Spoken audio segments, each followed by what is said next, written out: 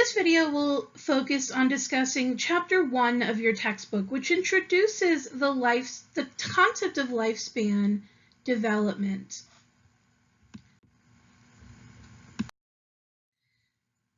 Now, when we talk about development, historically, what we would think of is childhood. So when we thought about development, we talked about development, really it just meant all of the growth and change that happened when we were kids and adolescents. So essentially, this sort of outdated viewpoint looked at development as ending in early adulthood. So once you became an adult, that was it. You were grown, you were developed, and that was the end of the study. However, that's not the way development is viewed anymore. And so you probably have noticed your textbook is called Lifespan Development. And that's what we're going to focus on in this class. We're going to look at development as a lifelong process. Now, the lifespan developmental approach really looks at development as a very complex concept. So there's a whole lot of things that are going on throughout the lifespan. So it's not just about growth and change, but it's also about maintenance and regulation of losses, especially as we get to middle adulthood and old age. So the lifespan perspective really gives a lot of credit to the complexities of development over the entirety of our lives. So it understands development as being plastic and ever-changing, as being multidisciplinary. Our physical health, our cognitive health, our thought processes, our memories, our emotional health, our social relationships, all of these things play a huge role in our development. And what's more, they all impact each other. So if we are experiencing significant stress because of social difficulties in our relationships, that will impact our physical health as well. So there's a lot of complexity here in our development and the way that these various aspects of our development may impact each other. Another important idea that the lifespan perspective gives us is that development is multidisciplinary as well. So because it is so complex, we can't just understand it from one perspective. We can't just ask a psychologist to study the lifespan. We really need a lot of different disciplines to come together to give us all the pieces of the puzzle. So historians and medical researchers and anthropologists and neuroscientists, we need all of these different disciplines to come together with psychology to fully understand the whole of lifespan development.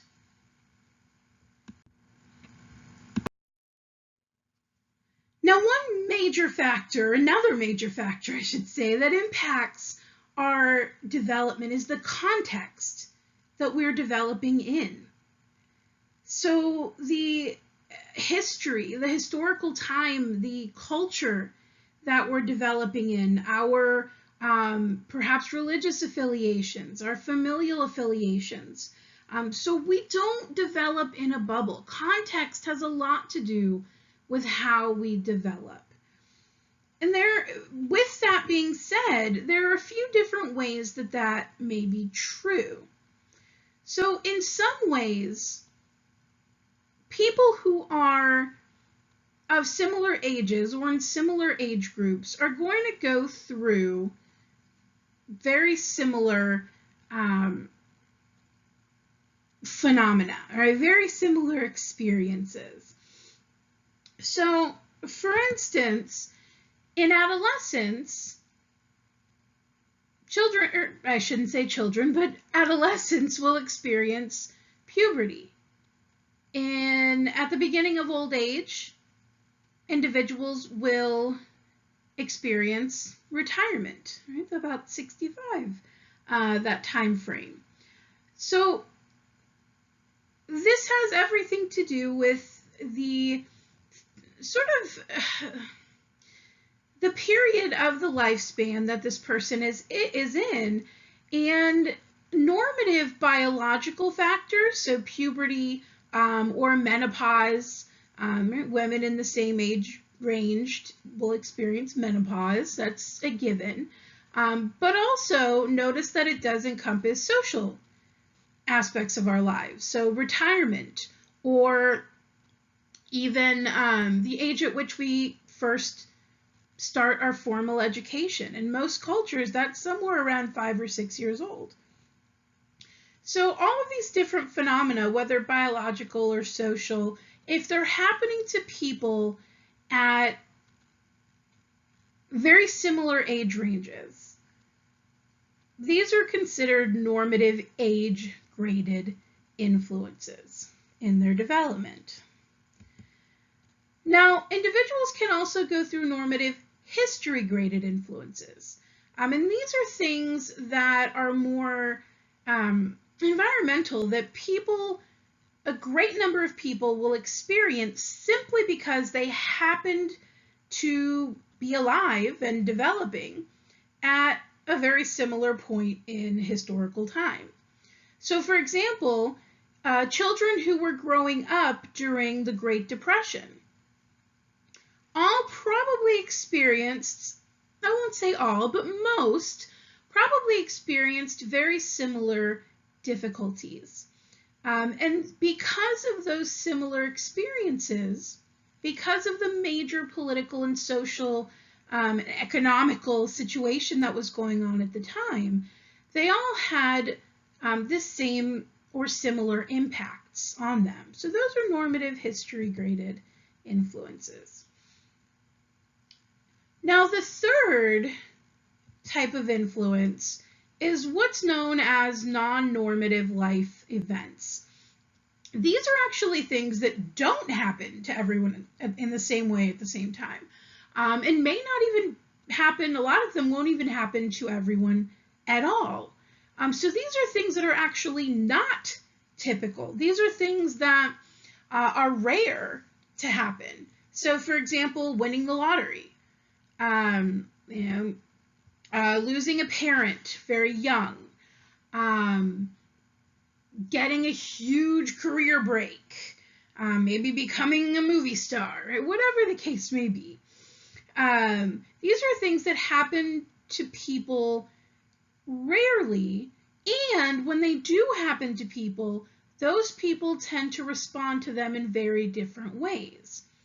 So, for example, losing a parent at a young age, a child might have severe lifelong impacts of that, whereas another child might be very resilient.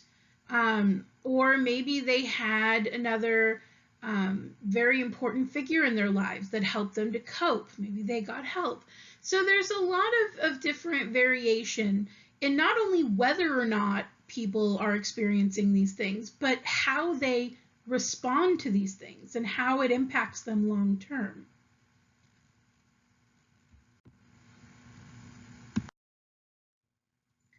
So, as though we haven't made the lifespan complex enough just yet, the lifespan is typically broken down into 8 developmental periods.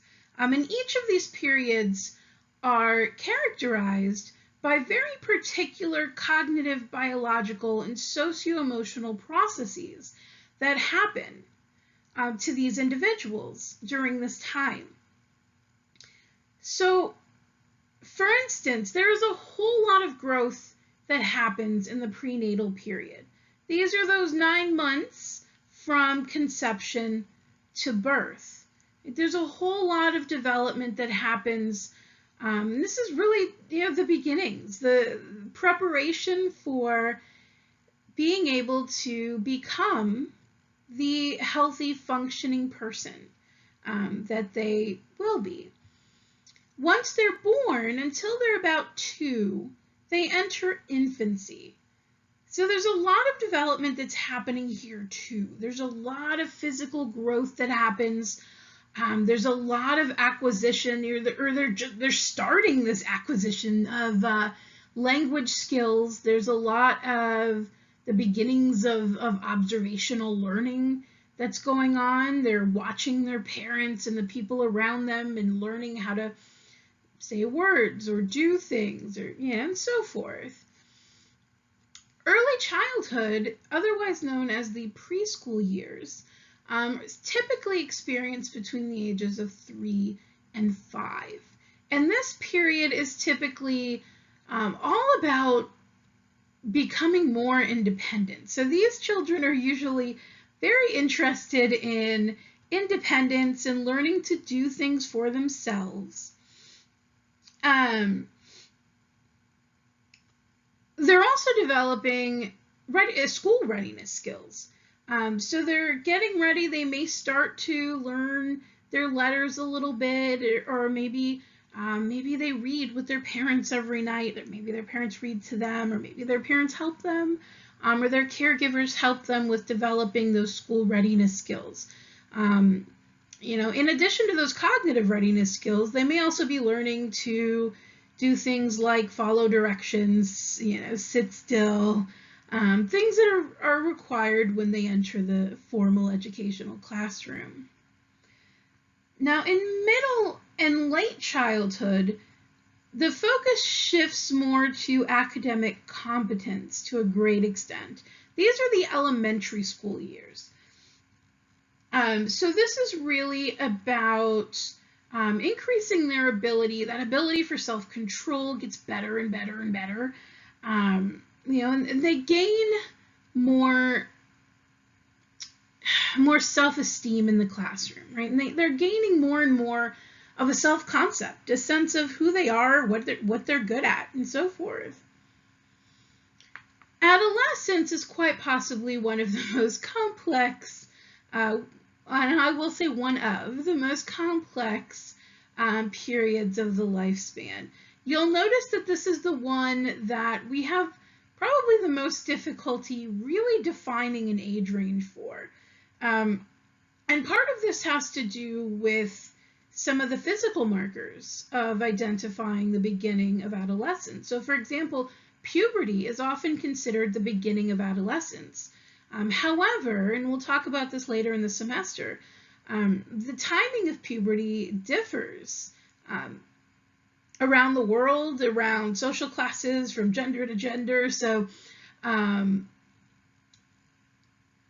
for now, we're going to just say this is a period of the lifespan that begins somewhere between 10 and 12 years old and ends somewhere between 18 and 21 years old, depending on the individual.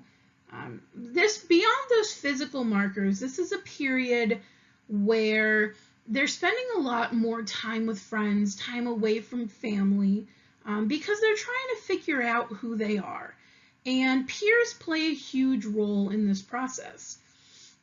So they're using their peers to explore possibilities for who they may be and who they may want to become as they move through their lives. Now, once they've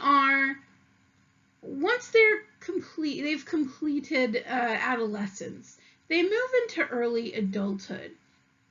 Early adulthood is typically characterized by gaining increased independence, and this is social independence. This is economic independence, establishing careers, finding a mate, getting married, having children, things like that. So it's really the emergence of independence that's going on in early adulthood.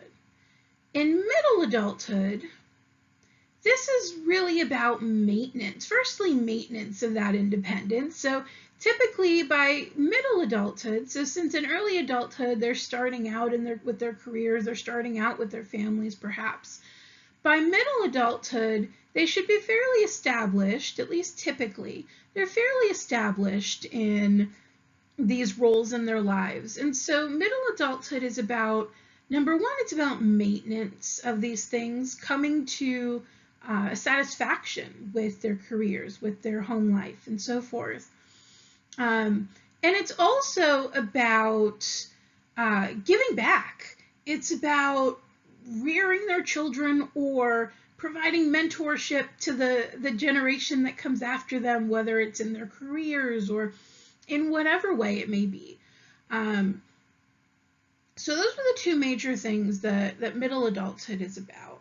Now, as one enters late adulthood, this is right around that age range. If you take a look, it's 60 to 65 or so. Is right around the time that individuals retire and their life begins to change. This is where they're entering late adulthood. Late adulthood is becoming increasingly complex and is actually currently the longest period of the lifespan, which is making it that much more interesting for psychologists and researchers in general to study, because not only now do we have to look at late adulthood as what are the similarities, what's going on with everyone during this period, now we have to look at, well, what are the differences? Right? We have this incredibly long period of the lifespan because we have life expectancies that are increasing. So we have a lot of variation in terms of the experiences of late adulthood. And we're going to dive really deeply into that later in the semester.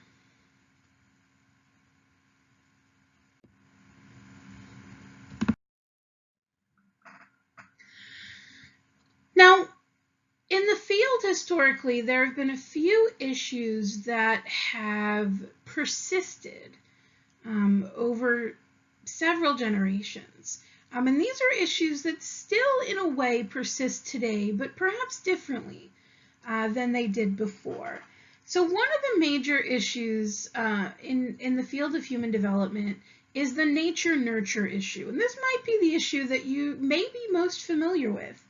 It's probably the most discussed and the most the issue that most people are familiar with. So the nature-nurture issue basically addresses the question of whether development is driven by our biology, our genetic inheritance, or whether it's driven by our experiences. Now, historically, this was a very nature versus nurture issue, and that may be the way you've heard about it. However, today we don't look at it so much as a nature versus nurture as we do how much and in what way do these two come together to produce development. And we'll address this a little bit later, I believe in the next couple of chapters as well, as we look at how nature and nurture, how our biologies and our environments interact to produce our development.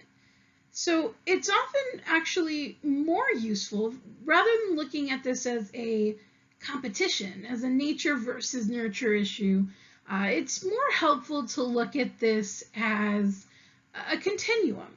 Right? With nature on one side, our biology on one side, our environmental experiences on the other side, or nurture on the other side, and every individual trait that we have, every individual behavior even, will fall somewhere along this continuum. So everything, every aspect of who we are as individuals is going to differ in terms of how much our nature versus our nurture may have contributed, or in what ways, and how complexly, and so forth. Now, another key issue in the field is the issue of stability and change. And so this issue basically addresses the question of whether the traits and the characteristics that we have early in life continue throughout our lives, or whether they change. So for example, if you are an incredibly shy child, does that mean that you are going to grow up to be an incredibly shy adult? That would be stability. Or is it possible that particular trait will change over time with your experiences. That would be change. So this is the issue. Do we stay the same across time, or do we change? The third major issue in human development is the continuity-discontinuity issue. And this basically answers the question, or addresses the question, of whether development occurs gradually or whether it occurs in distinct in distinct stages. So if you, for example, you may have heard of Freud. And if you've heard of Freud, and we'll talk about it in a moment, but if you've heard of Freud, you may have heard that he believed that children went through 5 stages of development. Any theorist that believes in stages is what's considered a discontinuous theorist. So if development occurs in stages as opposed to smooth progression, that means that the belief is that development is discontinuous. Every time a person moves to a new stage, they jump to a brand new, qualitatively different way of thinking, feeling, and being in the world. Continuity would be more like behaviorism, right? Where every individual thing that happens to you day in and day out would slowly and gradually make you into the person you will become. So that's the issue of continuity, discontinuity.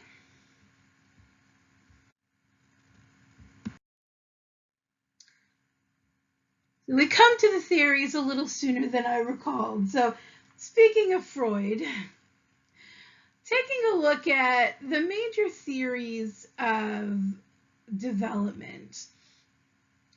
The first, and this is really where the reason why Freud may be prominent on our minds. The first is psychoanalytic theory, and this was essentially Freud was the original proposer of this umbrella of theories. Now, these theories are basically all about the unconscious. So Freud believed heavily that we are impacted by our unconscious mind, meaning we don't know why we feel the way we do or why we act the way we do. We're driven primarily by our unconscious. And he also believed that we are incredibly emotional beings, driven by things like aggression. So he really was very, he was a very affective or emotional theorist in terms of how he thought, or rather what he thought drove our development. Cognitive theories have more to do with how we think and how we come to know the things that we do. And some of the big names here are Piaget and Vygotsky. And we'll talk quite a bit about them as we move through the chapters. So this has everything to do with how we learn, memory processes, why do we believe what we do, and what drives us to learn the things that we do and come to know the things that we do.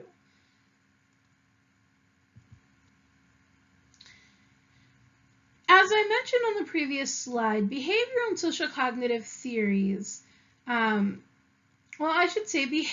theories as an umbrella term tend to believe that all of the little things that happen to us are what drive our development. They're what make up who we are, little by little by little. Now, there are different components, though, of behavioral theories, and social cognitive theory is sort of a hybrid that comes from the behavioral perspective.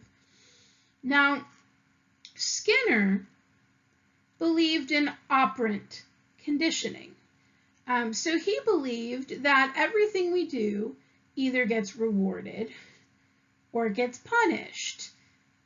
Depending upon whether we get rewarded or punished, that's going to indicate whether we are going to do that thing again in the future. So if you get an A on your exam and your professor tells everyone how absolutely wonderful you are, and maybe you love that,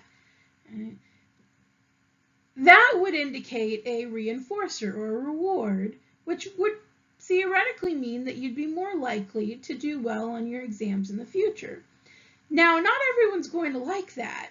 And if a student, let's say you do really well on a test, and I call you out and I tell everyone how wonderful you are, and in your perspective, I've embarrassed you. You didn't like that. That would be a punisher. So notice how the same reaction from me, the same consequence, can be a reward to one person, punisher to another. So it really depends on the individual and their perspective. But the idea here basically is if they interpret it as a good thing or a reward, they're more likely to do it again. If they interpret it as a punishment, they're likely to not do it again. Classical conditioning, Pavlovian behaviorism, if you will, basically has less to do with learned associations between behaviors and consequences and more to do with learned associations between stimuli in the environment. In other words, the things that happen to us where we don't actually overtly act. So if I'm coming down with the stomach flu, let's say, and I don't realize it, and I go out and I have a delicious shrimp dinner, and later tonight I get sick to my stomach. And now the shrimp didn't make me sick, but because I associate the shrimp with getting sick, now every time I see or smell shrimp, I might feel sick to my stomach. Right? That would be classical conditioning. So I learned to associate feeling sick or being sick with shrimp, even though the shrimp had nothing to do with my getting sick to begin with.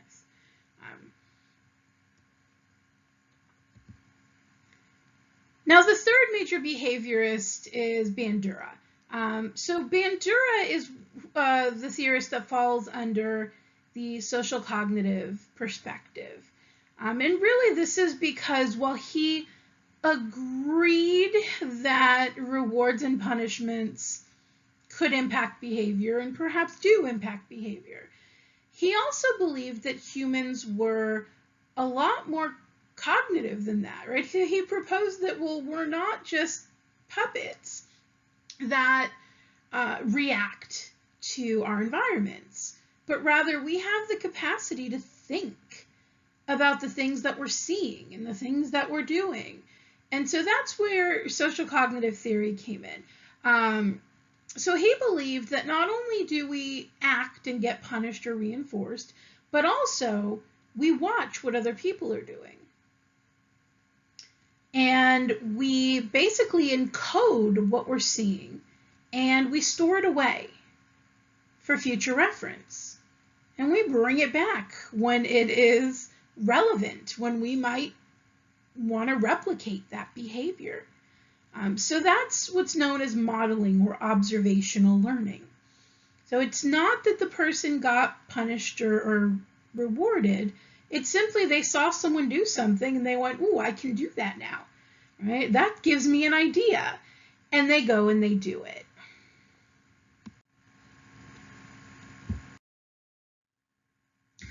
So the next theory is ethological theory. So the ethological perspective basically takes a very evolutionary approach, a very biological approach to development.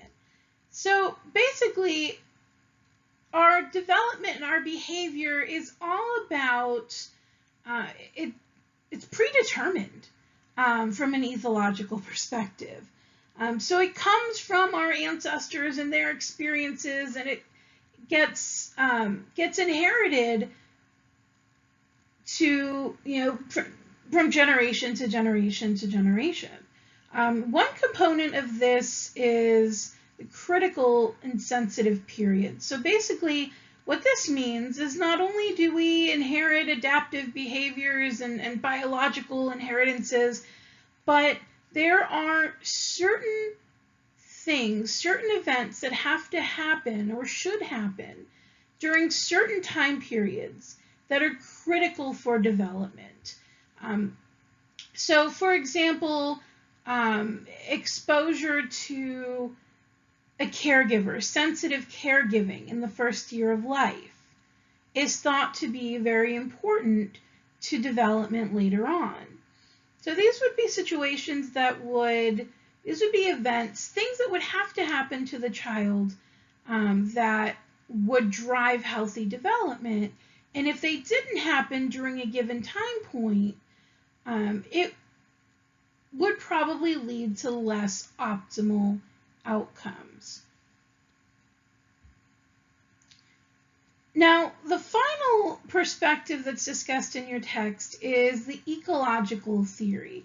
And the big name with ecological theory is Bronfenbrenner. And basically, Bronfenbrenner's theory says that it's kind of the opposite of ethological in a sense. It's all about our environment. And it has to do, according to Bronfenbrenner, our development is driven by interactions amongst all of the various environmental systems in our lives. So for example, the closest knit system for a child is the microsystem. The microsystem is basically comprised of all of the people that the child interacts with on a day-to-day basis, the normative people that they interact with. So maybe mom and dad, grandma, grandpa, their teachers at school, they're a little bit less so, they're doctors, but that still counts as their microsystem. So these are direct and regular contacts. Now, the next one would be the mesosystem, just as another example. And the mesosystem has to do with the interconnections between all of those microsystems. So for example, if their home life, right, their parents and their school life are both part of their microsystem. If a child is having difficulty at home, in many cases, it typically will affect their school life as well, their performance academically, or maybe problem behaviors at school. So that's what the mesosystem is. The mesosystem is how those microsystems interact. And basically, Bronfenbrenner continues his proposal as a sort of a nested theory. So he kind of branches it out from there. Now, the question at this point, now that you have sort of the basic tenets of these theories, the question becomes, who is correct? Which one is the correct theory? And the answer to that question is all of them and none of them, I guess technically. So really what these theories do is they all give us a piece of the puzzle of development. So even though a lot of these theories seem contradictory, the reality is they just look at development from different perspectives. They look at different pieces of development. So for example, if you recall, the psychoanalytic approach emphasized emotions and unconscious determinants of behavior and development, whereas the cognitive perspective looked at how we think and how we come to know things. The behavioral perspective looked at overt day-to-day behaviors. Why do we act the way we do and do the things that we do on a day-to-day basis? So these all just give us different pieces to the puzzle of what is the complexity of lifespan development. And that is why your textbook and this course as a whole take a very eclectic view of theories of development. In other words, we're looking at what each theory can offer us in terms of how it helps us to understand lifespan development.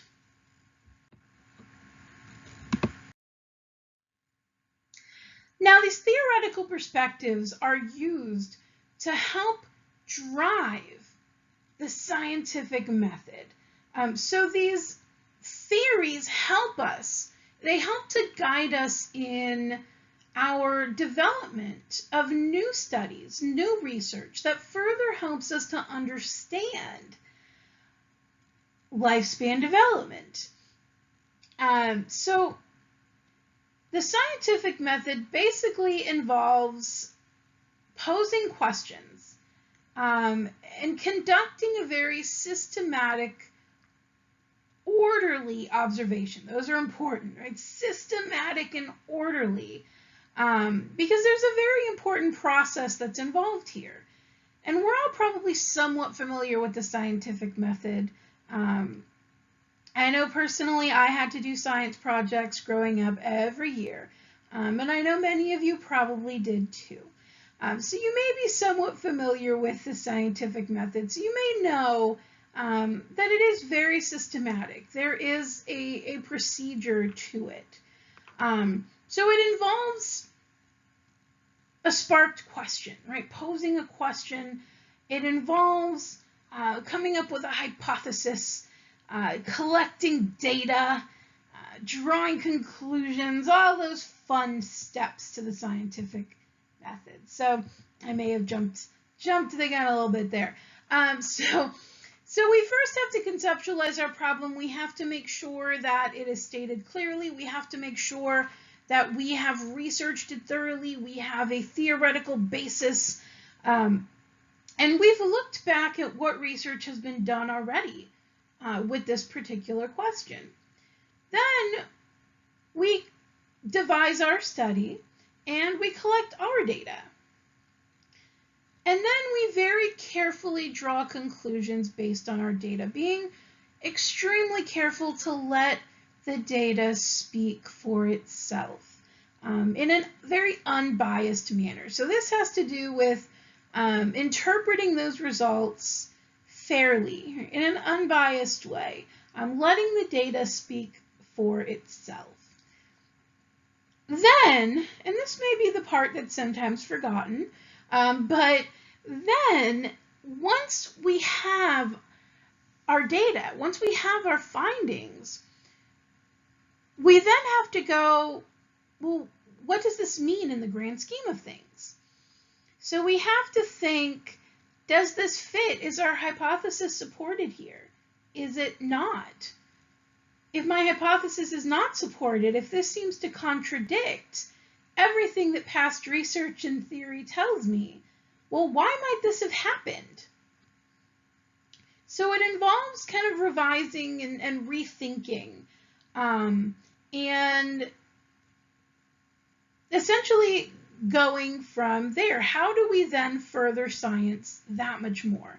Even if we did, let's say that our results did give us the answer we believed to be true. So our hypothesis was supported. We still have to go, okay, what next? How do we further the field? How do we advance this research that much more? And that's that fourth step there of revising conclusion and theory and kind of cycling back around in the research process.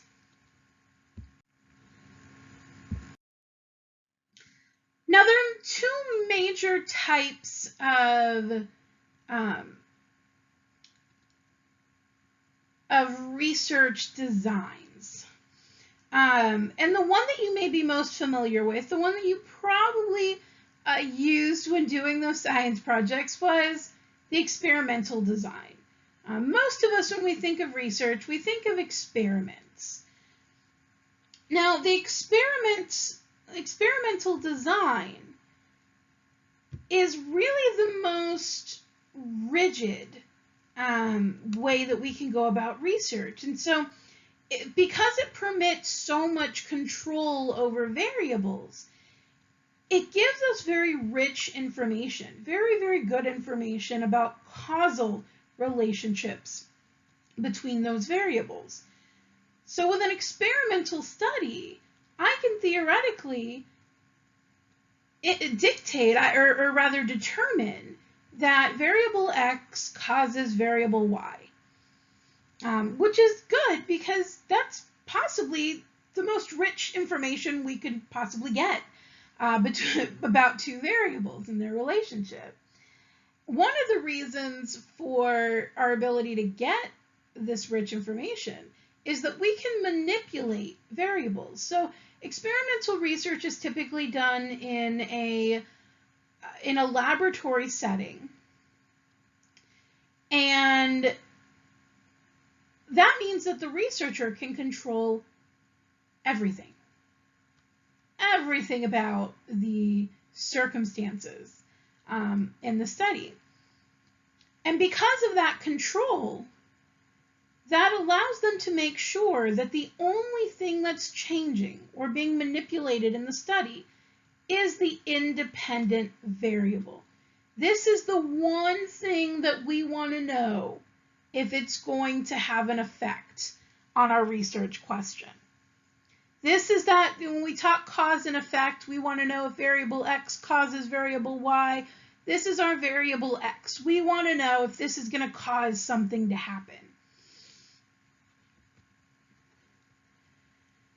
That thing that happens, or that we hope will happen as a result of the independent variable, is the dependent variable. So this is the outcome. The dependent variable is the outcome variable. In other words, what happens with the dependent variable depends upon the independent variable.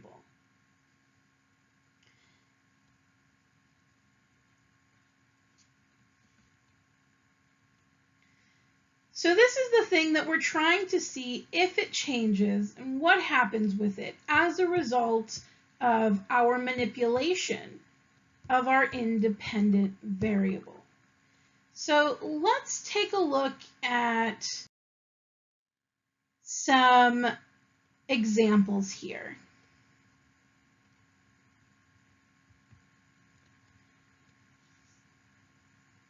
So based on what you now know about independent versus dependent variables, if we look at this example of David investigates the effects of temperature, really hot versus really cold classroom, on exam performance.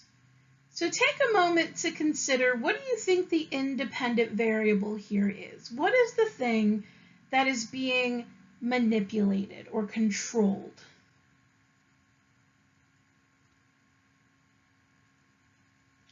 Once you have that, consider what is the outcome? What is the independent variable? Or rather, I guess I should say, what do we want to know if the independent variable has an effect on?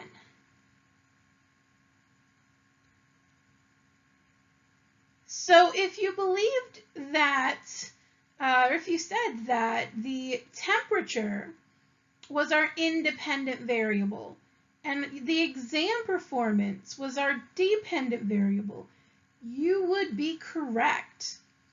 So because notice how temperature has two different conditions, really hot or really cold. So that means that David is controlling, he's manipulating the temperature of the room. Is it really hot or is it really cold in a given time with given individuals? So that's our independent variable because it's what he's manipulating. The outcome variable, the one he wants to see if that independent variable of temperature will have an effect on, is the exam performance here. So he wants to know if taking an exam in a hot room or a cold room is going to make a student do better on the exam. So let's take a look at a few more examples. And take a moment, I recommend taking a moment to pause the video and see if you can identify the independent and dependent variables in each of these scenarios.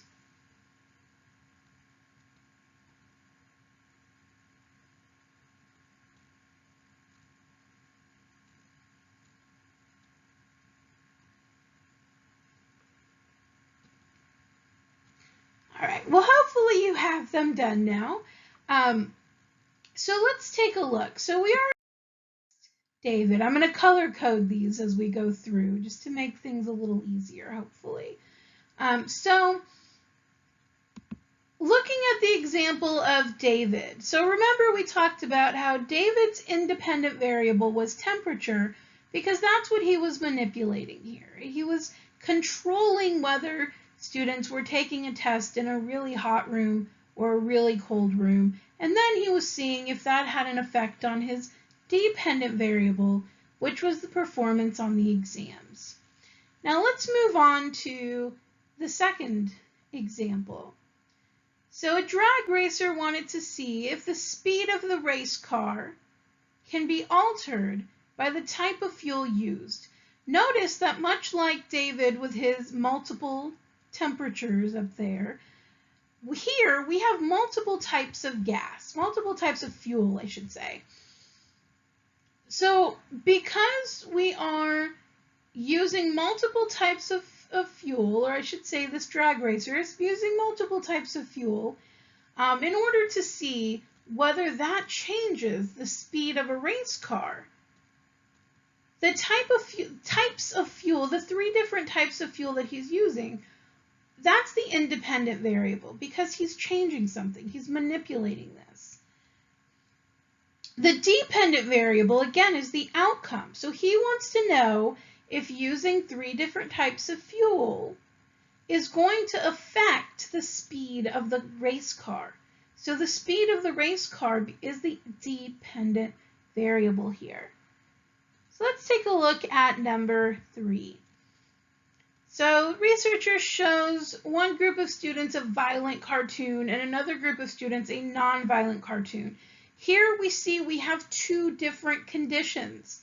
This is what's being manipulated, whether the students are watching a violent cartoon or a non-violent cartoon. This is what's being controlled. So that is the independent variable, the type of cartoon, whether violent or not, that these children are watching. This study wants to see if this has an effect on violent playground behavior. So because of this, violent playground behavior is our dependent variable. Looking at number 4, so a medical doctor compares a generic brand of aspirin to a name brand of aspirin to see which is more effective in reducing headaches.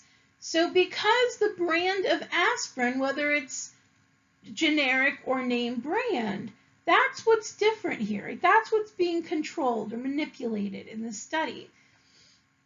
So because of that, that is our independent variable, whether it's a name brand or a generic aspirin. And then the doctor wants to see which one is going to be more effective in reducing headaches. So because he wants to see if taking a name brand versus generic aspirin will cause a reduction in headaches, that's our dependent variable. So let's look at the final example. So a marketing research firm wants to see if sales figures for a diet product will be affected by color of packaging. So again, this is very similar to what we saw in the way that it's written, very similar to what we saw with number 2. Notice how there are 3 different colors of packaging that are being used in this example. And so that's what's being manipulated, right? Whether they're sending out red packaging, green packaging, or brown packaging. And they want to know if the color of the packaging, the independent variable, will affect the sales figures for that product. So are people going to be more likely to buy it because it's in a red box versus a green box versus a brown box? So that makes sales figures our dependent variable.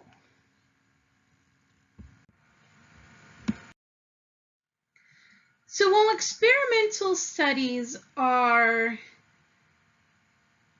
probably the most noted and the most discussed and utilized, especially in the classroom, types of research, and while they give us very detailed and very rich information about the relationships between variables, because the experiments are the only type of research that can give us causal information about variables. There is another type of research, though, and this is what we call correlational research. So sometimes we can't do an experiment, whether we don't have the means to do it or maybe it's just unethical.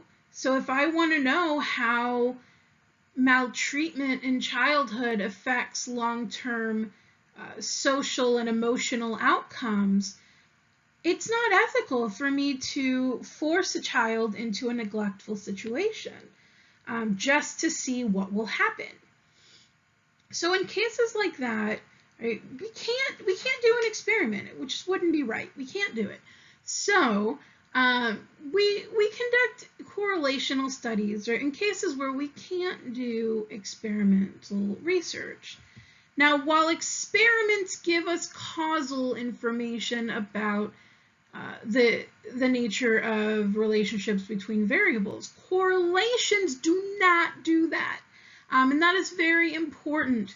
Correlation does not equal causation. Correlations only tell us about a relationship between 2 variables, which are very possibly, in some cases, that's not to say that a causal relationship couldn't exist, but this type of study cannot tell us that it does. This type of study can only tell us that there's a possibly coincidental relationship between 2 variables. And basically it tells us the strength of this relationship and the directionality of this relationship. So you'll notice here that a correlation coefficient gives us a number between +1 and -1. The only thing the positive and negative tells us is the directionality of the relationship. So for example, if I want to know, let's say I do a correlational study to see if the heat is correlated with ice cream sales. So I want to know if the hotter it gets, the more ice cream sells. Now, more than likely, that's going to give me a positive correlation. If it gives me anything, it's going to give me a positive correlation, meaning that the more hot it is outside, the more ice cream is going to sell. Now, if I wanted to look at a correlation between how much people exercise and how many negative health conditions they have, Well, that's something that we might think might have a negative correlation. So we might think the more someone exercises, the more healthy they'll be. So the less health issues they may have. That's a negative correlation. Right? So the more frequency of exercise, the less health problems they may have. So that's really all the positive or negative says. As if it's positive, then as one variable goes up, the other variable goes up, as with the heat and the ice cream sales. If it's negative, as one variable goes up, the other one goes down, as with the exercise and the health issues. So what the distance from zero gives us is the strength of that correlation. So if each of these two examples both had a correlation, let's say the heat and the ice cream sales had a correlation of positive 0.98, and the exercise and the health issues had a correlation of negative 0.98. These would be equally strong correlations. So just because one is negative and one is positive doesn't mean that one is less strong than the other, because they're both equally distant from zero. All it means is that with one relationship, as one variable goes up, the other one goes up, and with the other relationship, as one variable goes up, the other one goes down. I hope that was clear. I got a little ahead of myself there. A positive correlation, right? Heat, ice cream sales. As one goes up, the other one goes up, or vice versa, right? So as the heat goes down in the winter, less ice cream may be sold, right? So they go in the same direction. That's really what's important. And with a negative correlation, they just go in opposite directions. As one goes up, the other goes down. As one goes down, the other goes up. So now that you know some of the key components of correlations and experiments, let's take a look at some research hypotheses, I guess you could say, some basic hypotheses, and see if we can determine whether correlational or experimental research would be appropriate in these cases. So we're going to see if we can select the best method. So in the first example, jogging will increase lung capacity. Firstly, you want to think about, does that sound like a causal statement, a causal hypothesis? Jogging will increase lung capacity. Because we know that only one type of experiment, sorry, I just gave that one away. One type of research study can give us causal information. That's an experiment. So if you thought that jogging will increase lung capacity was a question that would be best answered using an experiment, you would be correct. So notice that causal language, right, will increase lung capacity. And also consider this is something that ethically we can do.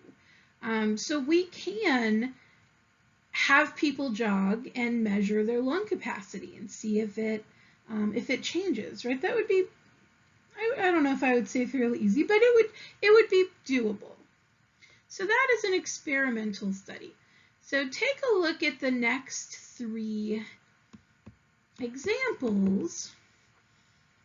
Take a moment, much like you did with the last little activity, take a moment, pause your screen, and see if you can determine the best method, correlational or experimental, to use with these hypotheses.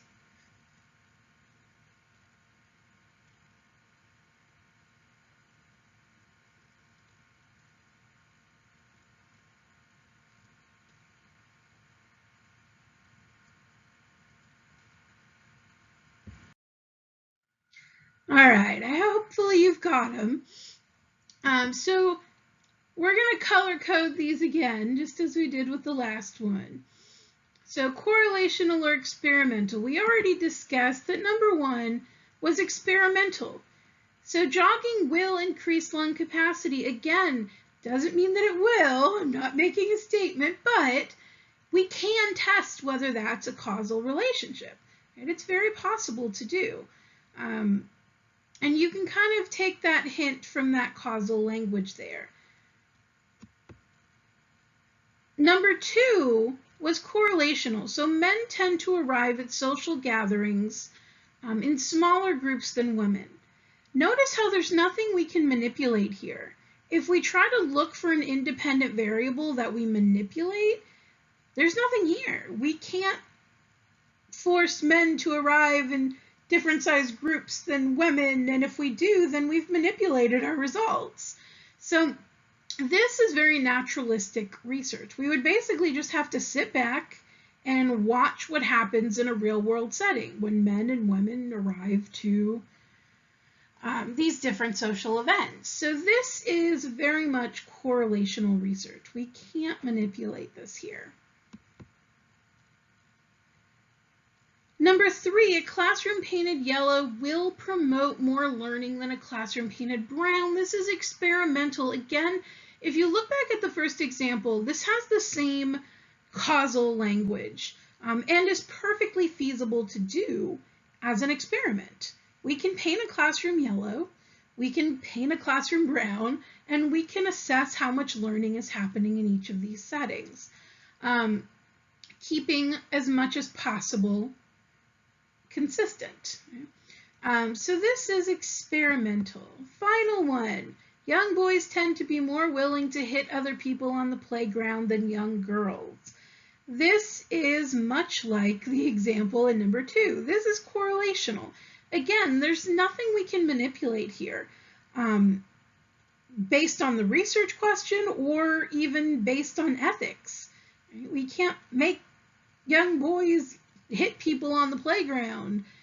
So there's nothing we can do to manipulate. There's no independent and dependent variable really here that we can manipulate and then track. So this is correlational research. So I hope this recording has been helpful to you in understanding many of these key aspects of Chapter 1 and these key aspects of lifespan development. If you have any questions, please don't hesitate to reach out to me, and I will get back to you as soon as possible.